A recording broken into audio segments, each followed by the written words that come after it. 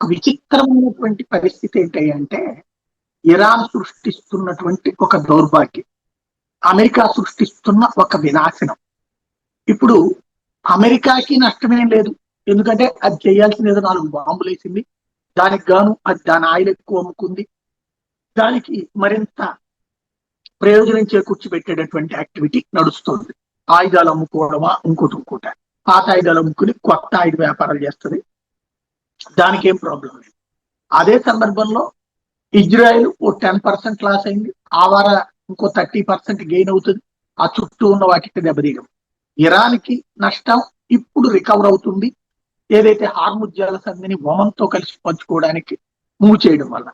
Overall గా ప్రపంచం ఎత్తిన రుద్దింది అమెరికా ఏంటంటే ప్రశాంతంగా సాగిపోతున్న సాగరాల మీద పట్టు సాధించడం. ఇప్పటిదాకా మనకి టోల్ గేట్లు రోడ్ల మీద చూసాం, రైళ్లకు సంబంధించి టికెట్లు వసూలు చేయడం చూసాం. ఎవరికి సంబంధం లేని సముద్రంలో డబ్బులు వసూలు చేయడం అనే ఒక దిక్కుమాలిన కార్యక్రమాన్ని ప్రారంభించింది ఇరాన్.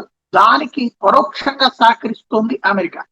తద్వారా సముద్రం మీద నియంత్రణ ఒక దేశానికి అప్పచెప్తే రేపొద్దున ఏమవుతుంది, చైనా ఇంకొక వైపున ఏలు పెట్టచ్చు, లేకపోతే ఇజ్రాయెల్ ఇంకో పక్కన ఏలు పెట్టచ్చు. ఎవడి పక్కన సముద్రం చిన్నదిగా ఉందో దారుందో అది ఒక్కొక్కడు ఒక్కొక్క ఏరియాలో రచ్చ చేసి స్వాధీనం చేసుకుంటాయి.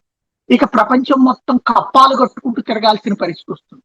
నీరు, గాలి, ఆకాశము, భూమి, ఇలా పంచభూతాలు ఏవైతే ఉంటాయో అవి ఎవరి సొత్తు కాదంటారు.